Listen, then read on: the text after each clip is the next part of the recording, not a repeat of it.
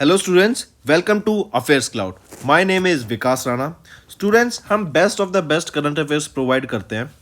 आप हमारी application career cloud को जाके चेक कर सकते हैं, जहां पर आप इजीली आपको वेरियस कोर्सेज देखने को मिलेंगे, क्विजेज अटेम्प्ट करने को मिलेंगी, पीडीएफ्स मिलेंगी जो कि आपकी प्रिपरेशन में बहुत ज़्यादा हेल्प करने वाली हैं। हमारा जो सेशन है, हमारा जो कोर्सेज है, ये क्यों टॉप नॉच रहते हैं?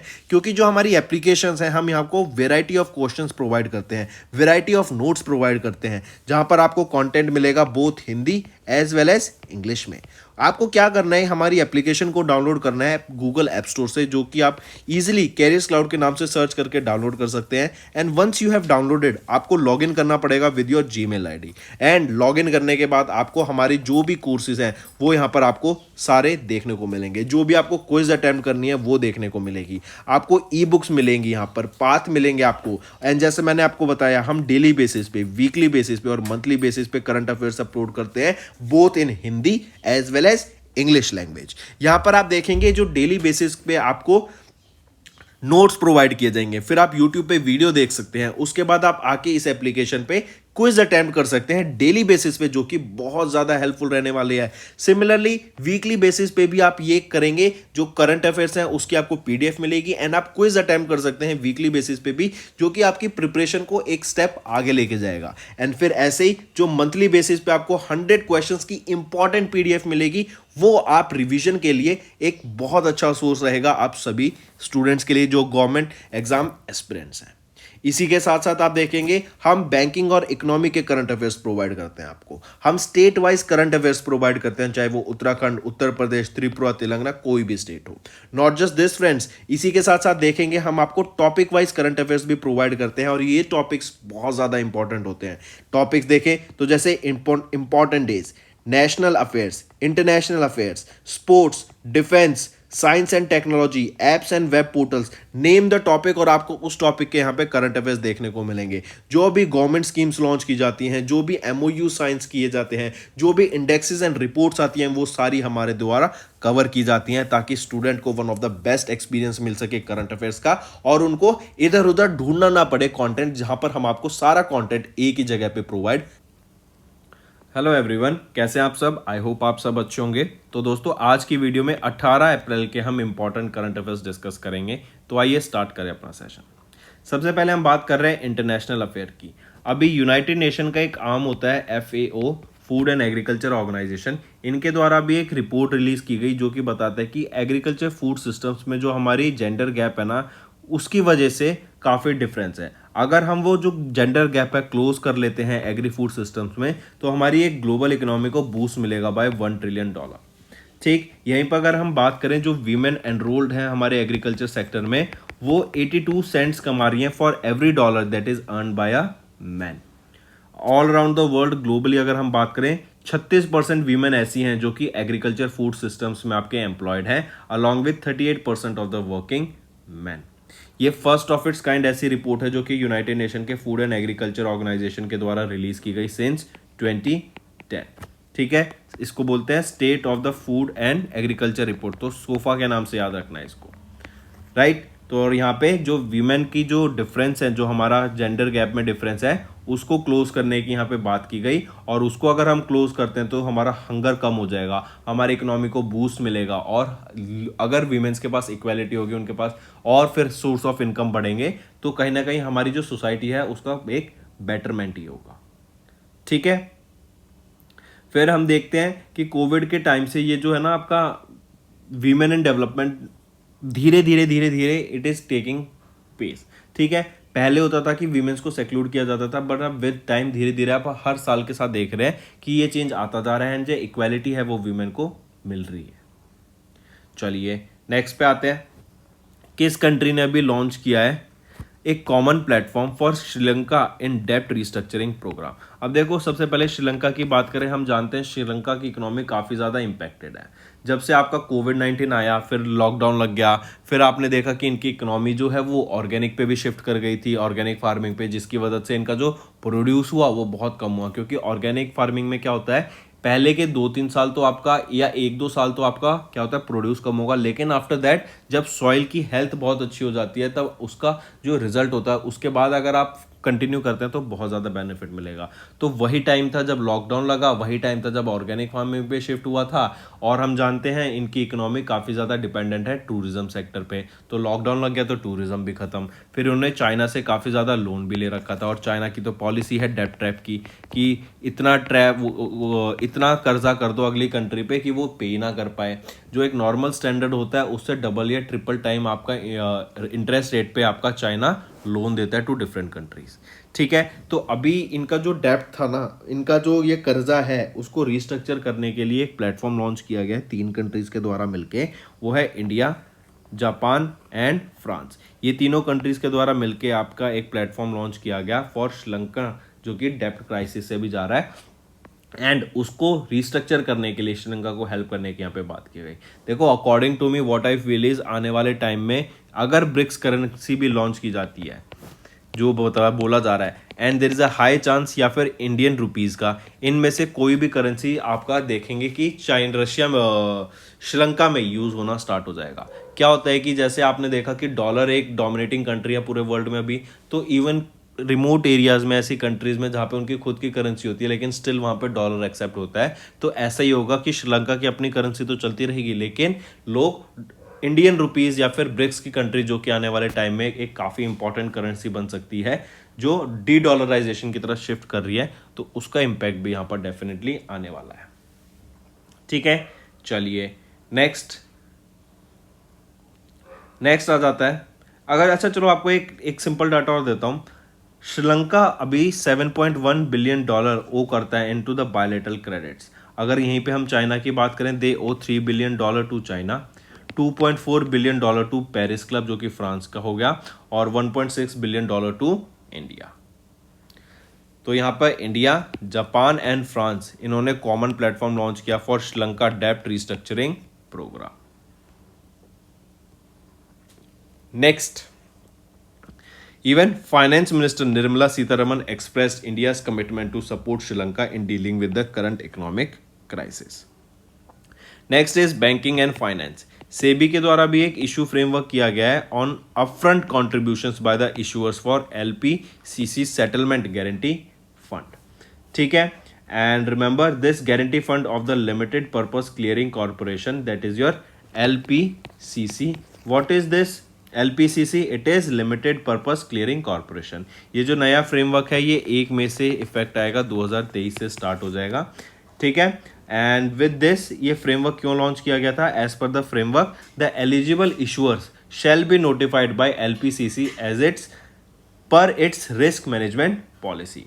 Collection of an amount of 0.5 basis point of the issuance value of debt securities per annum based on the maturity of debt securities and stock exchange, ये हेल्प की जाएंगी एंड इनको place किया जाएगा एक escrow account में। अब escrow account क्या हो गया? जैसे मैंने आपको रेरा का एग्जांपल लेके बताया था कि हरियाणा में आपका रेरा है, तो ये क्या करते हैं, कोई भी रियल एस्टेट होता है ना उसको मॉनिटर करते हैं, एक चेक रहता है उन पे, जैसे आरबीआई फाइनेंशियल इंस्टीट्यूशंस पे चेक रखता है, सिमिलरली रेरा आपका रियल एस्टेट पे रखता है।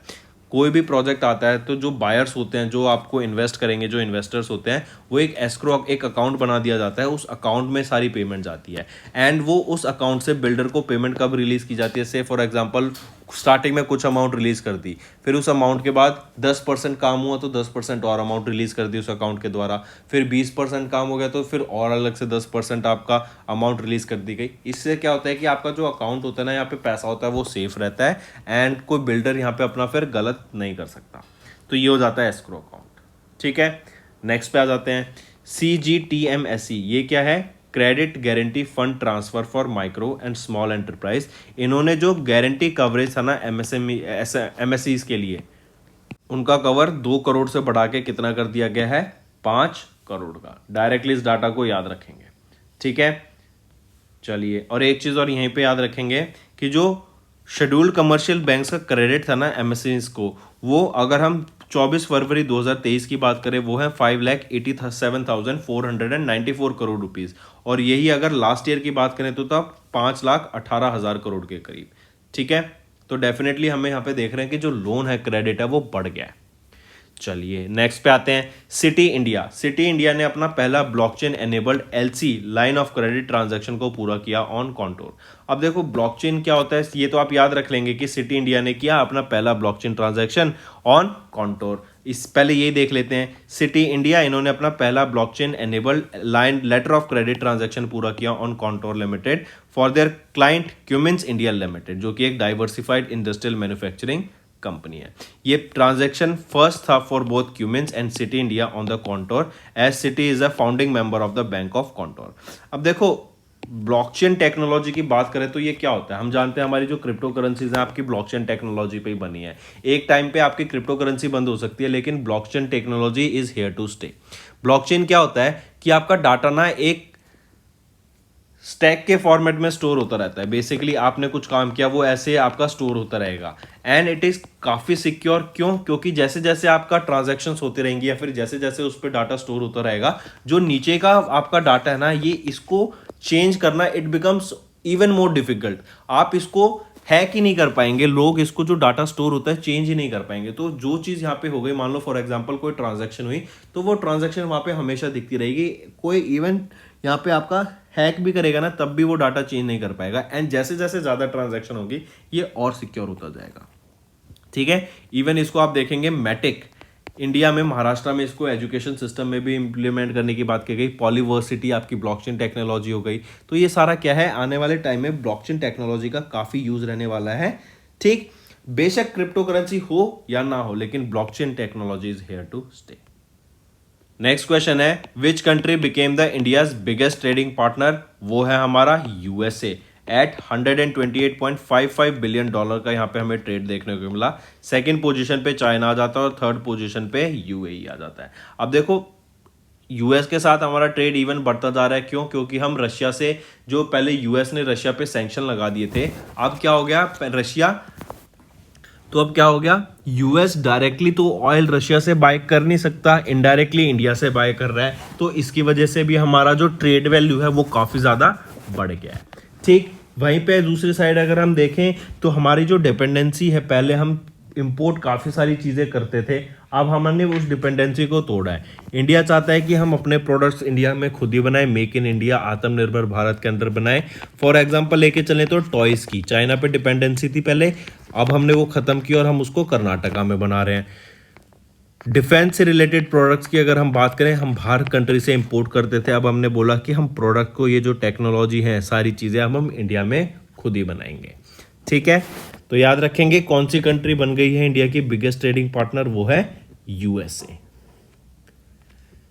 Next, US became the India's biggest trading partner in fiscal year 23 followed by China followed by UAE. Next बात करते हैं होलसेल प्राइस इंडेक्स की। ये आपका बेसिकली इन्फ्लेशन का डाटा बताता है और यहाँ पे आया कि WPI inflation eases to 30-month low in March 2023 on easing input prices. According to the index numbers of wholesale price in India for the month of March 2023, जो एनुअल रेट ऑफ इन्फ्लेशन है ना, based on all the India or based on the all India wholesale price index number for the month of March 2023 is 1.34%, जो कि lower है 3.85% recorded in फरवरी 2023। यहीं पे अगर मैं आपसे बात करूं, आरबीआई के द्वारा बोला गया था कि हम 2024 तक जो आपका इन्फ्लेशन का डाटा है ना, रेट है, वो हम कितना ले आएंगे, 4% पे ले आएंगे। एक्सपेक्टेड क्या है, 2 से 6% के बीच में एक्सपेक्टेड रहता है। यहीं पे अगर हम फूड इंडेक्स की बात करें तो 2.32% से ईयर ऑन इंक्रीज हमें यहाँ पे देखने को मिल रहा है। इवन आप देखेंगे अभी तो इलेक्शन आने वाले हैं अगले साल, इसलिए प्राइस की जो चीज़ों की वैल्यू है वो कम है, वरना नेक्स्ट ईयर से आप देखेंगे there is a high chance कि पेट्रोल की वैल्यू भी बहुत ज़्यादा बढ़ने वाली है। क्यों? पेट्रोल की तो there is a high chance कि अभी भी वैल्यू बढ़ जाए पेट्रोल डीजल की। क्यों? क्योंकि जो क्रूड ऑयल की प्रोडक्शन है वो कट कर दी गई है बाय ओपेक कंट्रीज। उन्होंने बोला कि हम 1 मिलियन बैरल्स पर डे की जो प्रोडक्शन है उसको कट कर रहे हैं, कम कर रहे हैं। ठीक, नेक्स्ट अवार्ड्स एंड रिकॉग्निशंस की बात करते हैं तो union home minister Amit Shah इन्होंने के द्वारा प्रेजेंट किया गया महाराष्ट्र भूषण 2022 टू डॉक्टर अप्पा साहेब धर्माधिकारी। आप ये देख सकते हैं पिक्चर में, ये हैं डॉक्टर अप्पा साहेब धीकरी, और इनको अभी अमित शाह के द्वारा महाराष्ट्र रत्न से सम्मानित किया गया। वापस आते हैं महाराष्ट्र भूषण की बात करें तो ये हाईएस्ट सिविलियन अवार्ड है महाराष्ट्र स्टेट का। इसको कॉन्स्टिट्यूट किया गया था कब? 1995 में। ठीक है, फिर अगर मैं बात करूं जिनको इस अवार्ड से सम्मानित किया गया डॉक्टर अप्पा साहेब धर्माधिकारी के द्वारा, इनको एक शॉल, साइटेशन, एक memento and a cheque of 25 lakh rupees यहाँ पे दिया गया, और इन्होंने ये 25 लाख रुपए चीफ मिनिस्टर रिलीफ फंड में सीधा डोनेट कर दिए।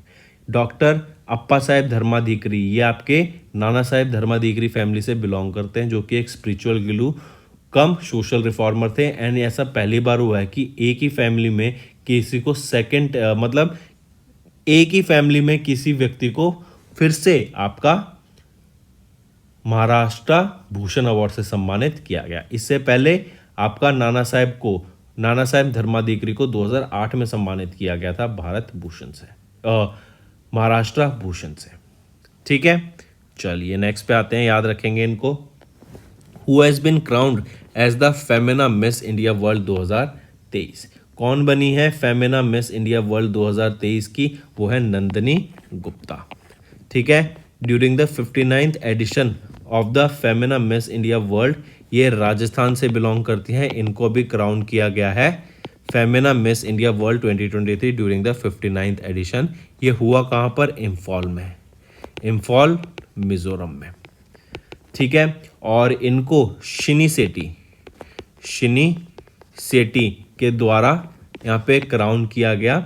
ये शिनी सेठी कर्नाटका की हैं और ये फेमिन मिस इंडिया वर्ल्ड 2022 की विनर रह चुकी हैं। तो हम बोले तो 58th एडिशन की ये विनर रह चुकी हैं, और इन्हीं के द्वारा नंदिनी गुप्ता को यहाँ पे क्राउन किया गया। और एक चीज़ और, जो लास्ट ईयर की विनर होती है ना, वो क्राउन करती है। आप इसको एक बेसिक तरीके से याद रख सकते हैं। फिर अब इस विक्ट्री के बाद नंदिनी गुप्ता रिप्रेजेंट करेंगी इंडिया को at the 71st edition of the Miss World 2023, जो कि यूएई में होने वाला है। चलिए नेक्स्ट पे आते हैं। नेक्स्ट है, यहीं पे आप देखिए 59th Femina Miss India world Rajasthan की नंदिनी गुप्ता, आप इनको पिक्चर में देख सकते हैं। ठीक है, and she is just 19 years of age, ये भी याद रखिएगा। Moving on, FAA federal aviation administration of the USA, इन्होंने कंफर्म किया DGCA को कि इनका जो इंटरनेशनल एविएशन सेफ्टी असेसमेंट है ना, इस कैटेगरी को इनको कैटेगरी 1 में ही रखा जाएगा। I repeat, FAA of USA इन्होंने कंफर्म किया DGCA को that India's internal aviation safety assessment category it will continue to be published in category 1। अब कैटेगरी 1 क्या होता है? कैटेगरी 1 स्टेटस डिनोट्स दैट जो एयरलाइंस की एबिलिटी है ना to operate flights and provide services to the American cities and engage code sharing arrangements with US carriers. मतलब US में आपका वर्क करने के लिए, बेसिकली सिंपल वर्ड में बोला जाए तो, उस स्टैंडर्ड को कैटेगरी 1 स्टैंडर्ड दिया जाता है। एंड वहाँ पे बेटर सर्विसेज प्रोवाइड कराने के लिए, या जो भी अमेरिकन सिटीज़ हैं, जो लोग हैं वहाँ पे, जो बेसिक नीड्स होती हैं, बेसिक सर्विस होती हैं, वो प्रोवाइड कराने की यहाँ पे बात की गई अंडर दिस कैटेगरी 1। तो FAA ऑफ USA ने बोला कि इंडिया के IASA को कंटिन्यू किया जाएगा to be published under category 1। Next आ जाते हैं फिर कुछ साइंस एंड टेक्नोलॉजी के ऊपर। देखो, सबसे पहले हम बात करते हैं फेंगयुन 3G। ये एक सैटेलाइट का नाम है, चाइना के द्वारा लॉन्च की गई थी। रेन को मॉनिटर करने के लिए, रेनफॉल को मॉनिटर करने के लिए लॉन्च की गई थी। रेनफॉल ना बोले तो प्रेसिपिटेशन को मॉनिटर करने के लिए वर्ल्ड में ये आपका लॉन्च की गई थी। चाइना के द्वारा इसको लॉन्च किया गया था। लॉन्ग मार्च 4B रॉकेट की मदद से इसको लॉन्च किया गया था फ्रॉम चाइना। ठीक है, इस सैटेलाइट का जो कि ये पहली एंड दिस इज वर्ल्ड की पहली डेडिकेटेड सैटेलाइट रहेगी जो कि मॉनिटर करेगी हैवी रेनफॉल को या आपके प्रेसिपिटेशन को।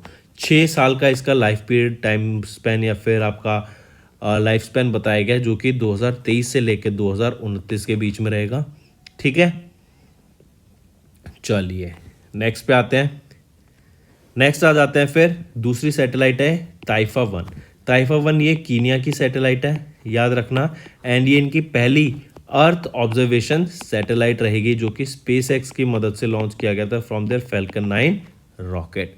तो आई रिपीट, ताइफा 1 ये कीनिया की पहली अर्थ ऑब्जर्वेशन सैटेलाइट रहेगी। इसी को एक और नाम से जाना गया, ताइफा 1 बोलें या फिर nation one in Swahili language. और ये वन का मतलब ये फर्स्ट है, क्योंकि हमने देखा पहली अर्थ ऑब्जर्वेशन सैटेलाइट रहेगी। कीनिया के द्वारा इसको सक्सेसफुली लॉन्च किया गया स्पेसएक्स की मदद से, इनके फैल्कन 9 रॉकेट की मदद से कैलिफोर्निया यूएसए से इसको लॉन्च किया गया। एंड यहीं पर याद रखना इस सैटेलाइट को बनाने में 370,000 यूएस डॉलर लगे हैं। एंड एंड्यूरोसैट ने भी इनकी यहाँ पे मदद करी। And it is anticipated to operate for 5 years before disintegrating over a 20-year period time. मतलब स्पेस में धीरे धीरे धीरे करके ये अपने आप खुद आपका ख़त्म हो जाएगी। चलो नेक्स्ट आ जाते हैं फिर यूरोप के जूस मिशन पर। जूस जैसा नाम सजेस्ट करता है, जुपिटर एंड आइस। तो जुपिटर के 3 आइसी मून्स के ऊपर स्टडी करने के लिए, उस पर रिसर्च करने के लिए यूरोप के द्वारा ये मिशन लॉन्च किया गया। Has launch the Jupiter icy moon explorer. इसकी फुल क्या है ये? Jupiter icy moon explorer. इसको एरियाना 5 रॉकेट के मदद से लॉन्च किया जाएगा, ठीक है। एंड ये याद रखना जूस एक रोबोटिक एक्सप्लोरर मिशन है and it will be landing on Jupiter, या फिर ये जुपिटर तक पहुंचेगा कब तक? 2031 तक। इसका जो लाइफ स्पैन है इस पर्टिकुलर मिशन का, वो 2 से 4 साल के बीच में इसका लाइफ स्पैन रहने वाला है, ठीक है। तो ये आपका मिशन जूस रहेगा। इसी के बारे में बात करें तो यूरोपियन स्पेस एजेंसी के द्वारा इसको सक्सेसफुली लॉन्च किया गया, Jupiter icy moon explorer JUICE को via Ariane 5 rocket from European spaceport from Kourou, French Guiana, ठीक है। चलिए अगर यहीं पे मिशन की बात करें, ये क्या है कि हम जानते हैं जो आपका जुपिटर है ना, ये एक गैस जाइंट है। इसको स्टडी करने के लिए फिर वहाँ पर क्या internal energy and liquid water है, उसको स्टडी करने के लिए जो उसके 3 मून्स हैं, क्या वहाँ पर आपको हमें लिक्विड मिलता है, क्या गैसेस मिलती हैं, उसको स्टडी करने की यहाँ पे सारे बात की गई। नेक्स्ट आ जाते हैं second under water nuclear attack drone. Basically हम जानते हैं एक न्यूक्लियर पावर ड्रोन जो कि under water nuclear power drone था, या फिर हम बोले कि अंडर वाटर ड्रोन था, लॉन्च किया गया था किसके द्वारा? नॉर्थ कोरिया के द्वारा, जिसका नाम रखा गया था हेली। अभी उसका सेकेंड वर्जन लॉन्च कर दिया गया है, हेली 2, जो कि रेडियो एक्टिव न्यूक्लियर सुनामी लाने के लिए भी कैपेबल था। आपका हेली 2 भी है, और ये आपका सेकेंड वर्जन रहेगा अंडर वाटर ड्रोन का। तो मतलब ये जो अंडर वाटर ड्रोन हेली था उसका भी अपग्रेडेड वर्जन है हेली 2। और ये किस कंट्री से बिलोंग करता है? ये आपका नॉर्थ कोरिया से बिलोंग करता है। तो आप देख सकते हैं इसको 2012 से बनाया जा रहा है and it has over a period of approximately 71 hours का इसका ट्रैवल टाइम रहेगा। 1000 किलोमीटर ये डिस्टेंस कवर कर सकता है। 4.6 नॉट्स रहेंगे और 80 से 100 मीटर की डेप्थ में ये आपका वर्क करता है। फिर इन्वायरमेंट के बारे में डिस्कस करते हैं। एक नई स्पीशीज़ अभी डिस्कवर की गई है, ये एडिबल फिश की स्पीशीज़ है, साइप्रेंट फिश।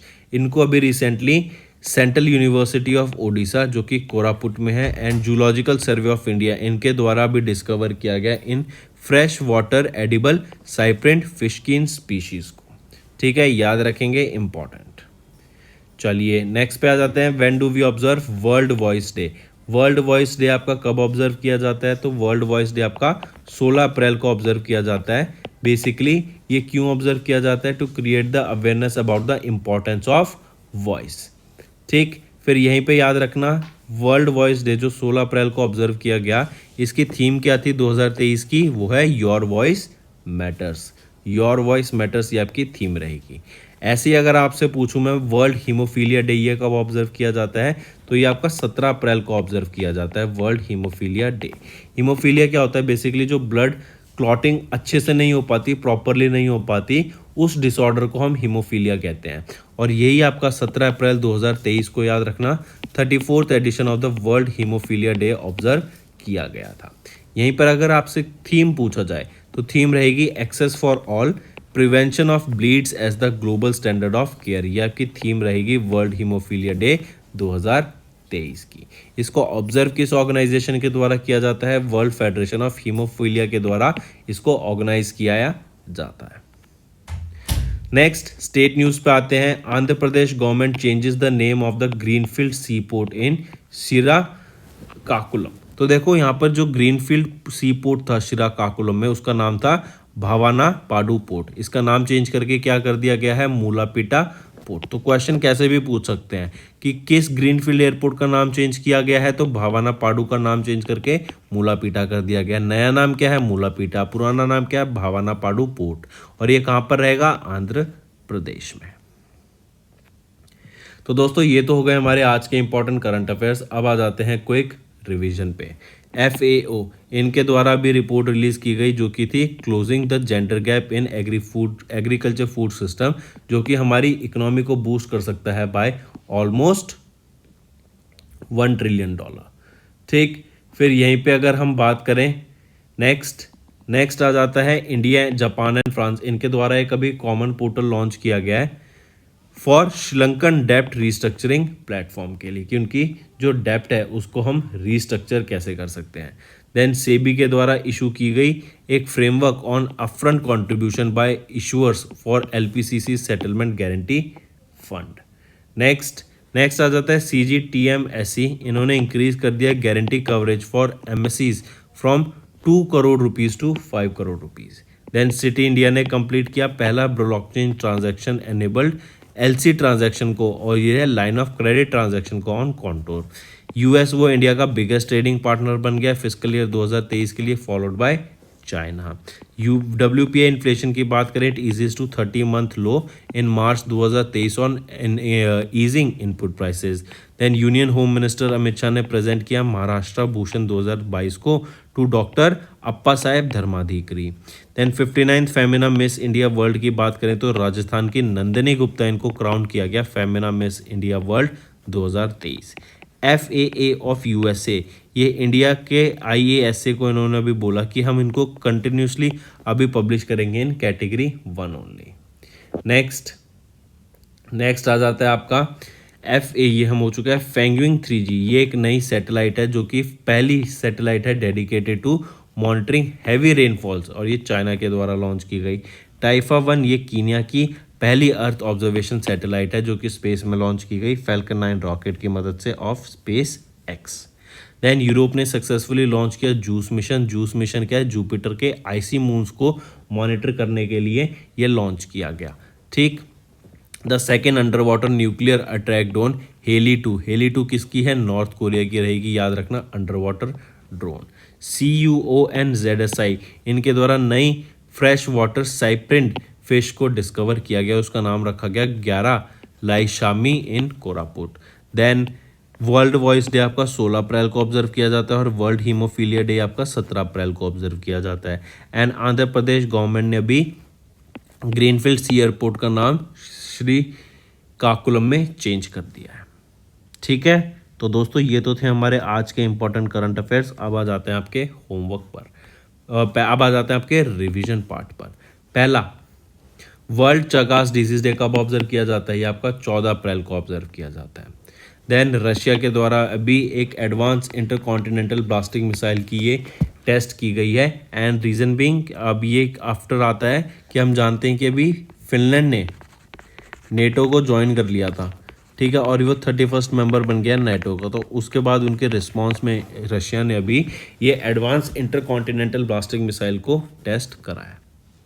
नेक्स्ट आ जाता है गाना, वो पहली कंट्री बन गई जिन्होंने अप्रूव किया ऑक्सफोर्ड मलेरिया वैक्सीन को, जिसका नाम रहेगा R21 matrix M। Next Siachen day, 39 Siachen day कब ऑब्जर्व किया गया, 13 अप्रैल को। फिर TCG एनाडोलू, ये टर्की का लार्जेस्ट वॉरशिप है एंड वर्ल्ड का पहला ड्रोन कैरियर रहेगा। आप यहाँ पिक्चर में देख सकते हैं, काफ़ी इंपॉर्टेंट, वर्ल्ड का पहला ड्रोन कैरियर एंड टर्की का लार्जेस्ट वॉरशिप TCG एनाडोलू। देन UNCTAD की बात करेंगे, इन्होंने इंडिया की GDP ग्रोथ रेट प्रोजेक्ट की 2023 के लिए टू 6%, वहीं पर 2022 में इंडिया की 6.6% थी। मिनिस्ट्री ऑफ फाइनेंस के द्वारा इंडिया की GDP 7% प्रोजेक्ट की गई। बाय वेरियस अदर ऑर्गेनाइजेशन अगर हम देखें तो 6 से 7% के बीच में इंडिया की GDP प्रोजेक्ट की जा रही है इस साल के लिए। Next, Andaman and Nicobar command के द्वारा भी एक ज्वाइंट मिलिट्री एक्सरसाइज कवच नाम से कंडक्ट कराया गया। तो दोस्तों ये थे हमारे आज के रिवीजन पार्ट। अब आ जाते हैं आपके होमवर्क पर। पहला, कम्बम पनीर थाराचाई, ये अभी एक ग्रेप्स की नई स्पीशीज़ है, इनको GI टैग मिला। पूछा जा रहा है कौन सी स्टेट से ये GI टैग मिला है इनको। Next, which country conducted the international aviation safety assessment. Third, किस कंट्री ने होस्ट किया first ever global Buddhist conference. And याद रखना फ्रेंड्स, ये 3 आपके होमवर्क क्वेश्चंस रहेंगे। आई होप आपको सेशन पसंद आया। वीडियो को लाइक कर दें और कमेंट करके ज़रूर बताएं कि आपके क्या व्यूज़ रहेंगे। अगर आप चाहते हैं ऐसा सेशन हम फ्यूचर में लाते रहें और आपकी रिवीजन कराते रहें, नई नई चीज़ों के बारे में आपको अवेयर कराते रहें, तो कमेंट करके ज़रूर बताना, क्योंकि इससे मुझे मोटिवेशन मिलेगी ताकि मैं आप सबके लिए बेटर कंटेंट डेली बेसिस पे ला सकूं और कुछ ना कुछ नया आपको सीखने को मिल सके। So that's all for the day.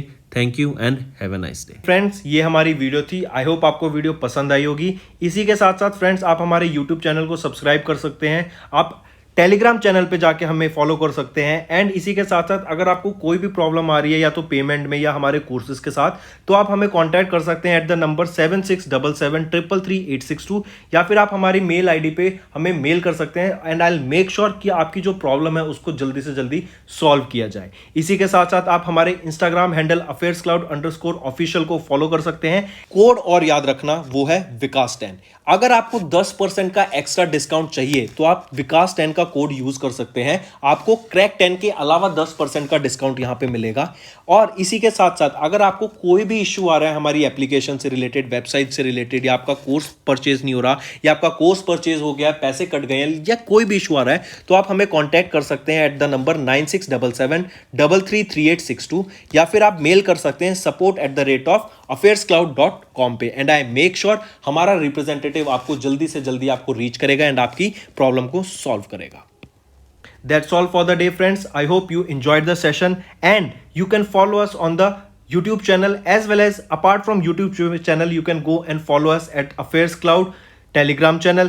And if you have any queries related to the content or the of courses offered to you or the payment which you did on the application, you can contact us on the number provided, that is 7677333862.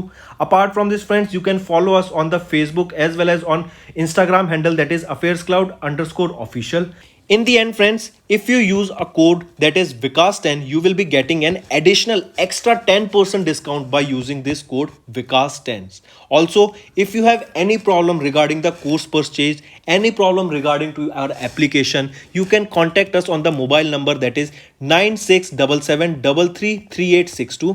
And if you want to mail us, you can also mail us on support@affairscloud.com, and I assure you that our representative from us will be contacting you soon and resolving your issue.